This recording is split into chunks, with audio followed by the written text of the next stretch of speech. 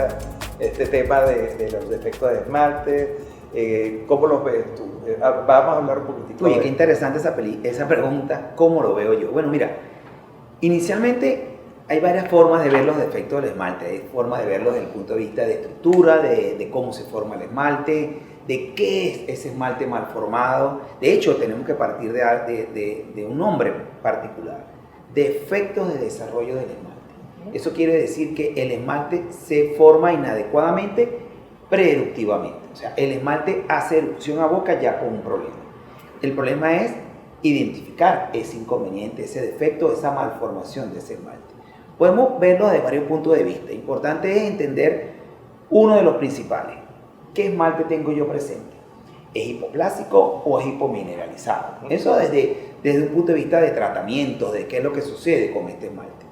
El esmalte hipoplástico es un esmalte que no tuvo suficiente sustancia para formarse. O sea, ya él erupciona boca con un defecto estructural. Falta un pedazo de diente. Generalmente tiene bordes redondeados, etcétera, etcétera, ¿no? El esmalte hipomineralizado es distinto.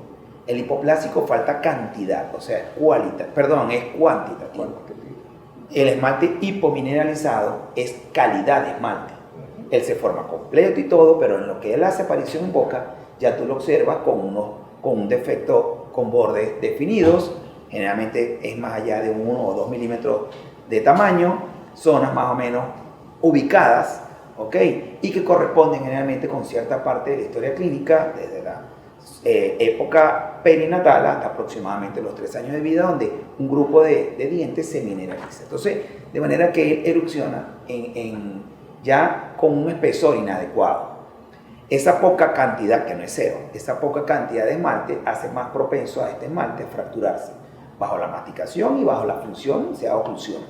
Entonces, los pacientes que empiezan a tener fracturas posteruptivas, por supuesto, presentan un esmalte con una rugosidad distinta, más propenso a caries, aparte del tema de la dieta y de la mala higiene y de nuestra dieta cariogénica occidental. Entonces, este esmalte empieza, por supuesto, a padecer de una mala identificación, un incorrecto diagnóstico y, por supuesto, un incorrecto tratamiento. Por eso la importancia de conocer las diferencias de ellos. Sí, ¿cómo no? Sí, además de identificar tempranamente y correctamente qué es lo que está sucediendo. Entonces, es un juego muy pequeño que hay que entrar y muy afinado, ¿no? El calibrarte, el entender qué es lo que sucedió y adicional cuándo sucedió. Lo importante de esto, Rafael, es identificar y hacer diagnóstico temprano y correcto. Sí, correcto. ¿Ok? Y de esto va mucho de la mano de hacer lo que se llama ingeniería inversa, ¿no? Aquí sería desarrollo inverso de cómo se formó este esmalte. Si tú comprendes la etapa de segregación, la etapa de mineralización y maduración y posmaduración del esmalte, tú puedes decir, este esmalte y este diente en particular pasó algo más o menos en esta etapa. Cuando haces historia clínica con los padres, entonces tú empiezas a comprender qué fue lo que sucedió y empiezas a darte cuenta que no es el antibiótico, por decir algo muy nombrado, ¿no? Claro. Porque el paciente que toma antibióticos porque tuvo una fiebre, y una fiebre es indicativo de una infección. Entonces, donde una infección está sostenida durante varios días, siendo el esmalte tan especializado y las células que lo forman tan delicadas que no tienen capacidad de reparación, entonces van a formar mal ese esmalte. Entonces, de manera de que empezamos a comprender cómo tenemos que desdoblar el problema y entendemos que no es el antibiótico, fue la infección y la fiebre que se padeció, junto con enfermedades recurrentes, etcétera, etcétera, amén de otros problemas que vamos a seguramente hablar más adelante. Pero entender qué es lo que pasa con ese esmalte nos lleva a nosotros a comprender muchas cosas que a veces no tenemos la visión de comprender, de hacer, o mejor dicho, de hacer congruencia con los conceptos actuales, que es odontología mínimamente invasiva, que es lo que nosotros en lo particular llamamos máxima conservación de tejido, donde entra un tratamiento, donde entra otro.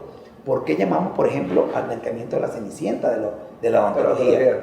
Cuando nosotros, en lo particular, lo llamamos un supertratamiento. ¿Un supertratamiento por qué? Cuéntanos un poco. Porque una vez más, pues, el conocimiento a veces no es el correcto.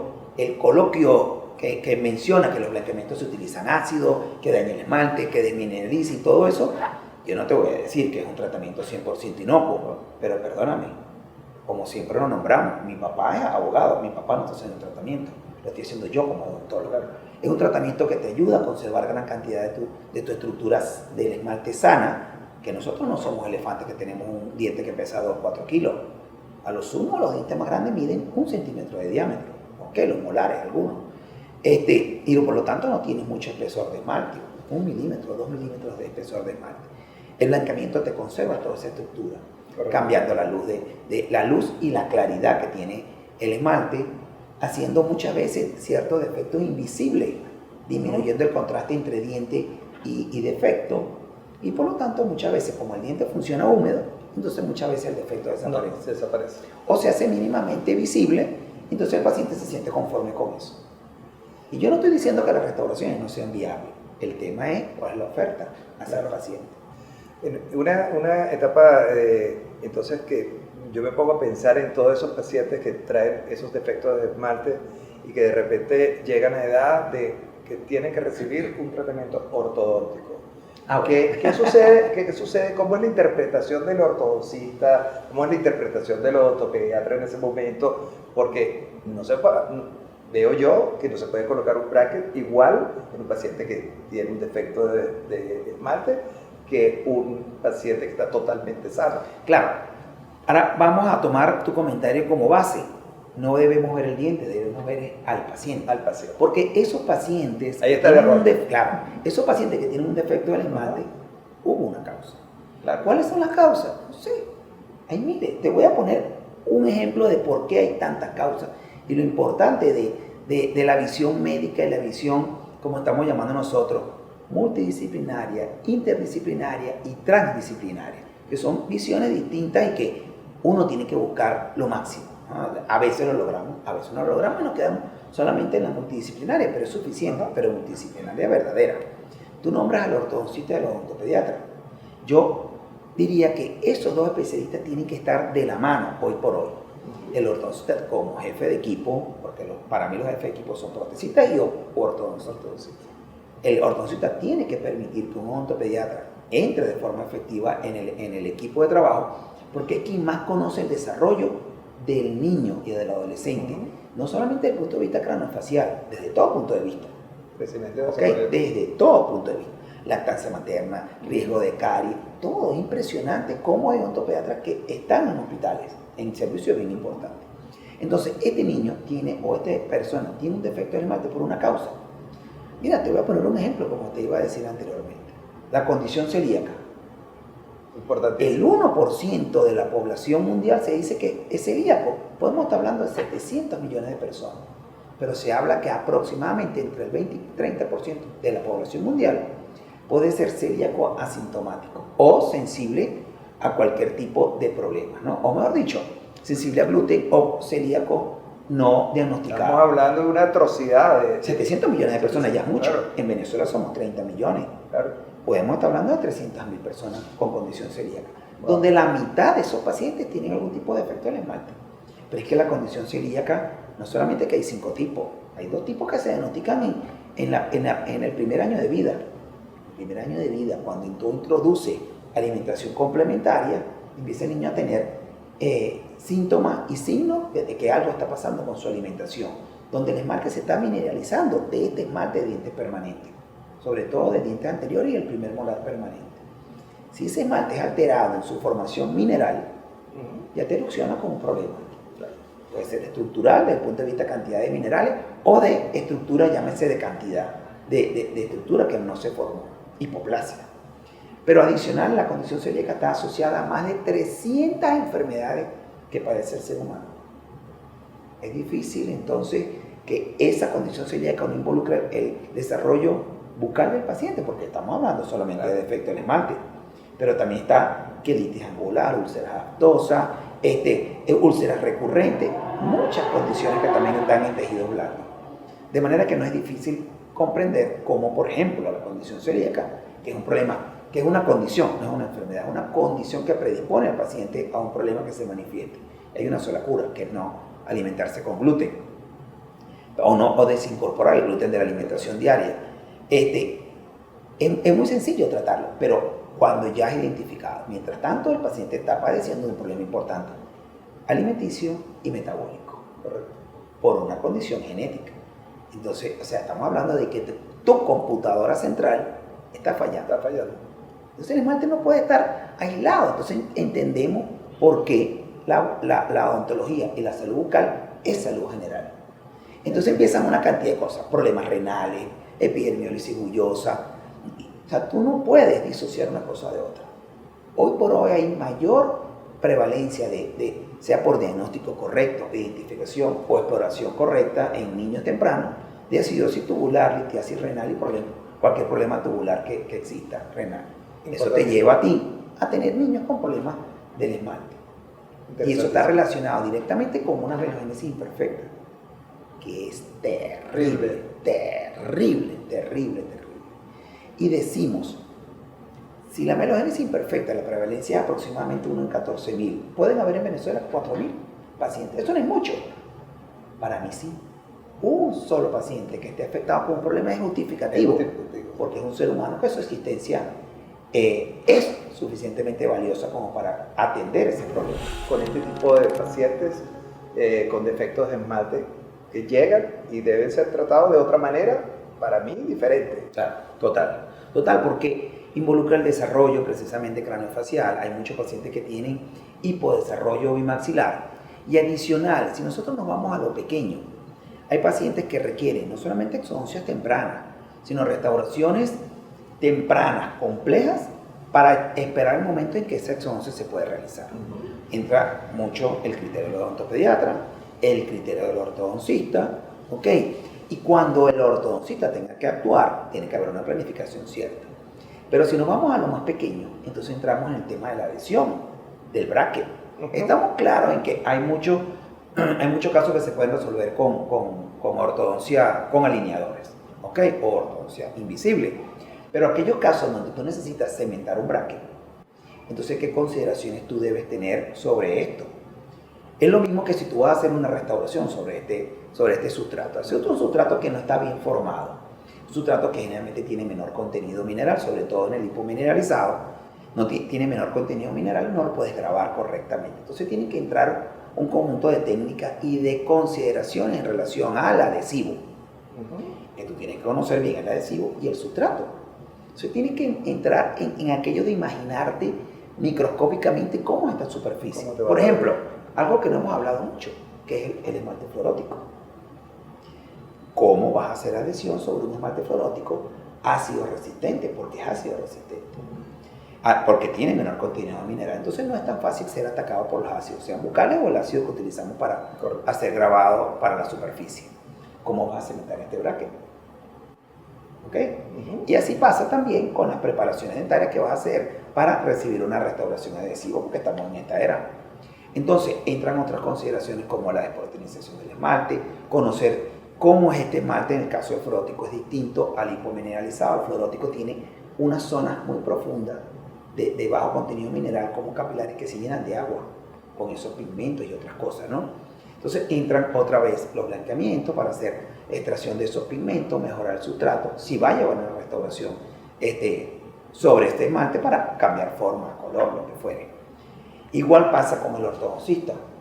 Tiene que conocer este sustrato para tú cementar adecuadamente una ortodoncia, disminuir recurrencia, disminuir riesgo a caries, hacer que el tratamiento sea más exitoso y sea en el término adecuado. Porque así como el paciente se cansa el ortodoncista muchas veces y los vemos trancados con tratamientos que verdaderamente no han sido correctos. ¿Cómo entra la microabrasión y la macroabrasión en esta preparación? Claro, cierto, en mejorar sustrato. Sabiendo nosotros, por ejemplo, en el esmalte fluorótico, si bien todo el espesor del esmalte está fluorótico, el que está más hipomineralizado es el superficial.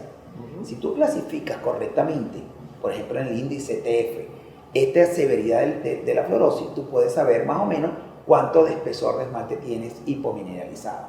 Entonces, en un TF7 puedes tener, o 5, puedes tener aproximadamente 200, 300 micrómetros. O sea, un tercio de un milímetro.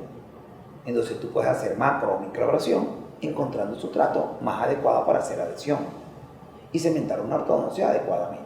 De manera que, una vez más, tiene que haber trabajo multidisciplinario, comprensión del sustrato y planificación correcta a futuro. Pero no planificación solamente para decir, voy a hacer un tratamiento.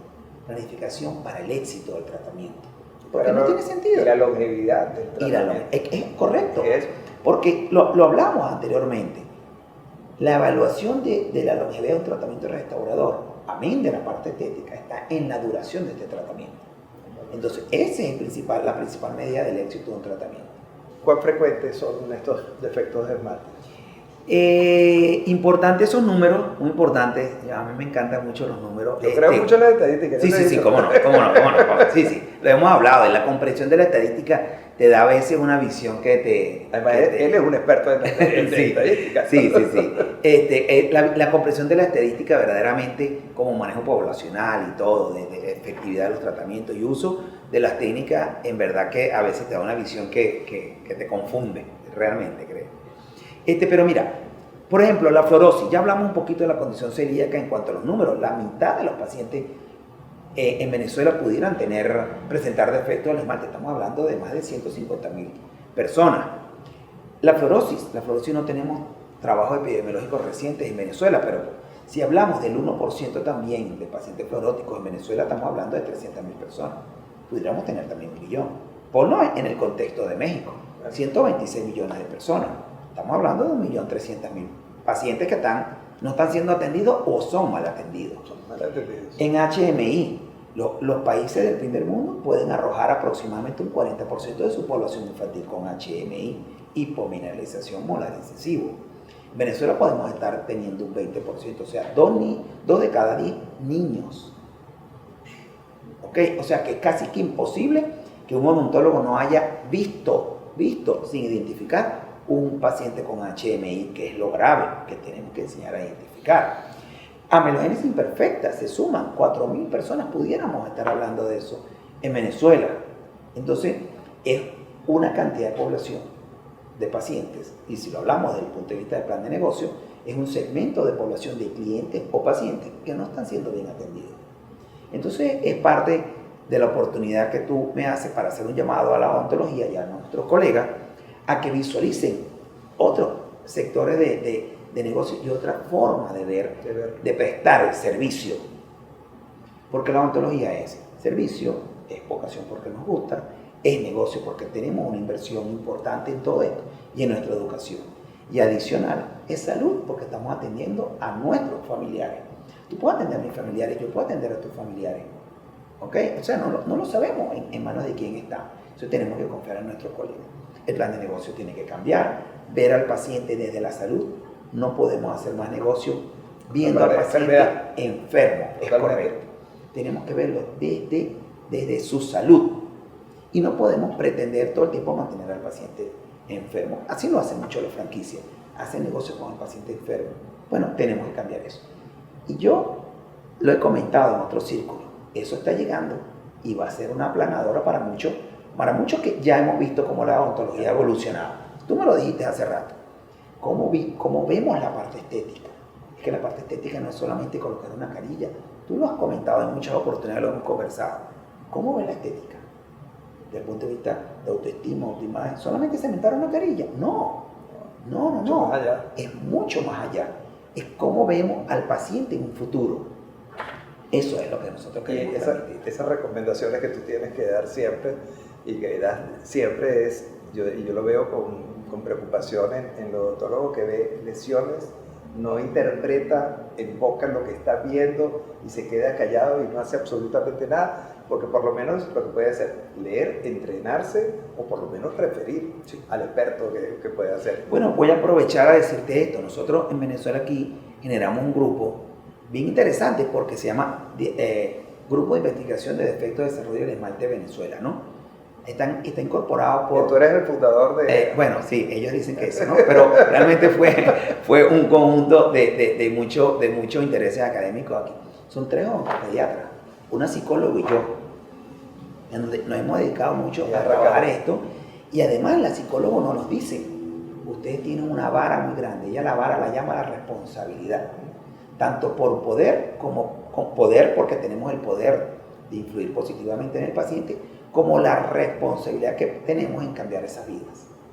Que verdaderamente, y tú lo sabes, se cambian las vidas porque la persona sale completamente distinta. Entonces, de tener una persona muy afectada en su autoestima, en su desinserción social y escolar, logras tener un ser humano con mucha Nosotros resiliencia. recientemente, hace 6 meses, hicimos un tratamiento restaurador a una niña de 14 años y medio aproximadamente, donde fue un tema, cómo tratarla, pero esa niña, el bullying que recibía en el colegio era algo, por lo menos 6 reuniones con los padres, identificar, ponerse de acuerdo en cuál tratamiento debemos hacer también y qué etapa concluir en ese momento o cómo la vamos a llevar en el tiempo. Claro, porque es que hay mucha gente que menosprecia eso, pero es que si yo te digo a ti que a mí no me gustan tus lentes, tú me dices, ¿qué importa? Si ya tú eres grande. Claro. Pero esa niña no tiene herramientas, no sabe cómo defenderse. Nosotros, a esta altura, ¿qué me vas a decir?